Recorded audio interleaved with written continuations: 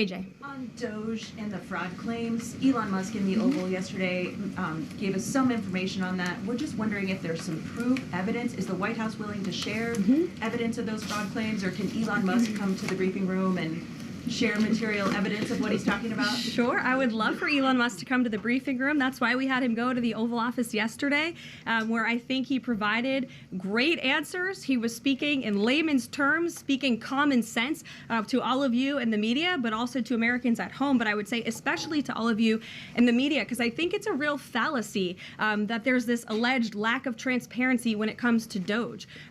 President Trump and Elon Musk have been incredibly transparent on what DOGE is doing. There is an X account with the DOGE handle. They are tweeting out what they are doing on a daily basis. They have a website where they are posting the receipts of the contracts that they are reviewing and the payments that they have stopped from going out the door. The secretaries of our departments have stopped from going out the door. And I would also say that before it was Elon Musk making our government efficient and accountable, it was some unnamed bureaucrat that none of you knew.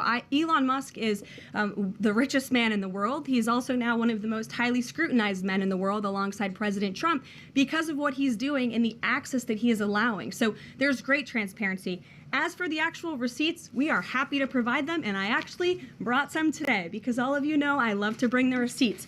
We have contracts upon contracts that we can send and provide this information to you. Let me be very clear. We are not trying to hide anything. We have been incredibly transparent, and we will continue to be.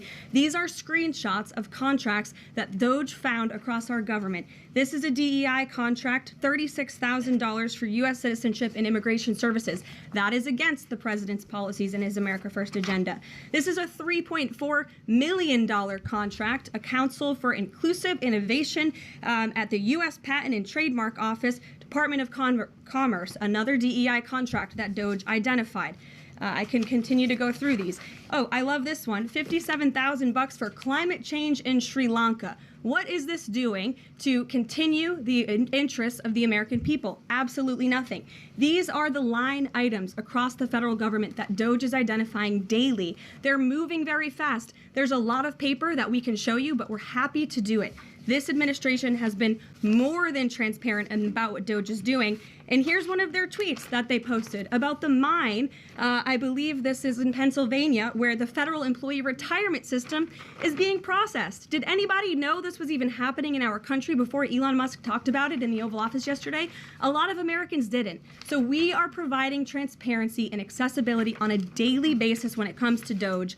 And I also have a DOGE daily report, if anybody would like it, on all of the things that they are identifying and finding. We're happy to provide this information to you. We're talking about it every single day. Are all those things you just mentioned fraud, or are they waste, or are they just contrary to the president's policies? I would argue that all of these things are fraudulent, they are wasteful, and they are an abuse of the American taxpayer's dollar. This is not what the government should be spending money on. It's contrary to the president's priorities and agenda. And again, we can continue to provide you the receipts for all of the fraud, waste, and abuse. And if anybody in here wants to argue that the federal government is not fraudulent in some capacity, be my guest, because I think the American people watching at home would beg to differ. Karoline. Mary. Hey. Yes. I want to go back to DOGE just for a second. Earlier, the subcommittee headed by Chairman Marjorie Taylor Greene, her and her staff discovered $2.7 trillion in improper payments to Medicare, Medicaid, overseas, to people who should not have gotten it. Some of this room might have missed that press conference. Can you elaborate on what the president is thinking at this point? Well, again, that's another example. There's a very long list of the fraud, waste, and abuse that DOGE is identifying on a daily basis. Elon Musk also talked about yesterday about Social Security payments that are going out the door for people who are no longer with us, unfortunately. I would say that is certainly fraud. There's also a lot of contracts they've identified that, just as a hypothetical example, are $1 million, but only 500,000 went out the door. So where's the rest of that cash? And so that's the thing. Those are the things that DOGE is working on every single day. And I would just remind everybody in this room, this is what President Trump campaigned on doing. He's delivering on a promise that 77 million people elected him to do. Question. You talked about the transparency with DOGE and Elon Musk's press availability yesterday. There is a conflict of interest law in place that says that people who have personal interests can't interact with government entities that could touch on those. Has President Trump signed a waiver for Elon Musk? Does such a thing exist? If it does, will you guys release it in the interest of transparency that he's committed to? I have not seen the law that you are referring to. What I can tell you is that Elon Musk, as I've confirmed before, is a special government employee.